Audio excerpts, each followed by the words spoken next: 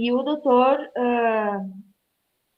né, o neurologista que ela consultou, ele respondeu, então, através de uma carta também, que essas dificuldades que ela apresenta hoje são em função de que ela tenha sofrido uma possível anóxia antes ali no nascimento, né? Então, deixa E, eu aproveitar, então, nesse momento. Vocês vejam essas coisas que eu gosto de chamar bastante atenção. 11 anos de idade, a criança, não, até então, não havia sido observado que havia um déficit visual que pode, a princípio, parecer pouca coisa, 1 grau, mas para uma criança que está aprendendo a ler e a escrever, faz muita diferença. E faz muita diferença se nesse déficit ainda estiver presente algum grau de astigmatismo, que geralmente ninguém dá a devida importância, eu quero dizer, as pessoas em geral, mas que tem sim um efeito de alterar a imagem, as imagens ficam sobrepostas, então é como se você visse uma letra em cima da outra. Então, 11 anos e isso não havia sido identificado. A questão da anóxia, que é extremamente importante, né, esse dado para nós no diagnóstico psicopedagógico, é fundamental, porque isto já nos dá toda a sequência de tratamento que a gente tem que fazer, porque havendo anóxia de parto, nós sabemos que o córtex pré-motor sofreu, ainda que não tenha sido um prejuízo tão grande, mas ele sofreu um prejuízo e isso ocasionou perdas de neurônios.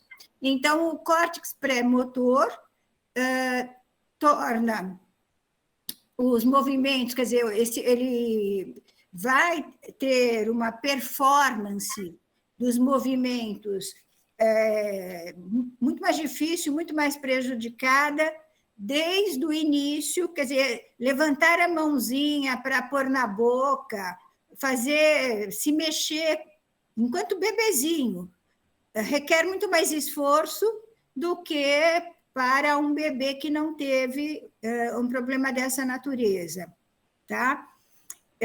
Então, esse dado é um dado assim que deveria ser a primeira coisa dita a um psicopedagogo.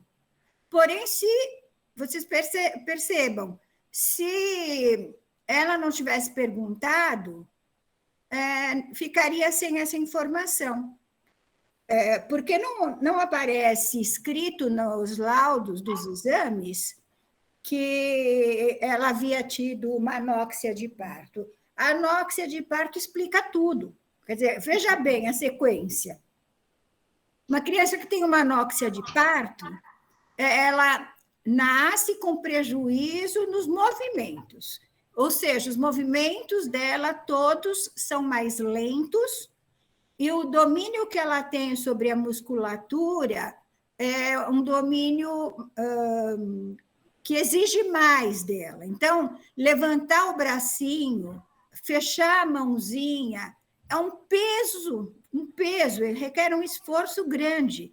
Não é como alguém que, não tendo tido esse prejuízo, faz um esforço compatível com o seu tônus muscular. Então, acontece o que a gente vê e chama de hipotonia. E a hipotonia é generalizada. Fala, prejudica a fala, porque a boca, né, o tônus muscular de todo o organismo, de todo o corpo, tem um movimento mais lento, que requer um esforço maior, porque o comando cerebral não vai com toda a força que deveria. Então, começa que tem problema na fala. Lembrem-se, segundo nós sabemos muito bem, Piaget tinha toda a razão nisso, o desenvolvimento da nossa inteligência começa pelo sensório motor, ou seja, todas as aquisições de base que nós fazemos no início da nossa vida, de 0 a 2 anos, são aquisições resultado da exploração motora. Então, uma coisa é eu fechar a minha mãozinha com facilidade e pego, então, um brinquedinho, uma bolinha e seguro, faço um movimento de preensão e consigo perceber peso, textura, o formato. Agora, se eu estou com a mão durinha ainda, o braço pesado, eu não consigo sentir tão bem aqueles objetos com os quais eu interajo. Portanto, as informações que eu armazeno sobre o objeto, elas são informações distorcidas. Logo, o desenvolvimento da minha inteligência já fica prejudicado de cara, porque tudo aquilo que eu aprenderia a partir da experiência motora, para mim vai ser muito mais sofrido, muito mais demorado, e vai depender muito mais do apoio, da mediação dos adultos que estão ao meu redor.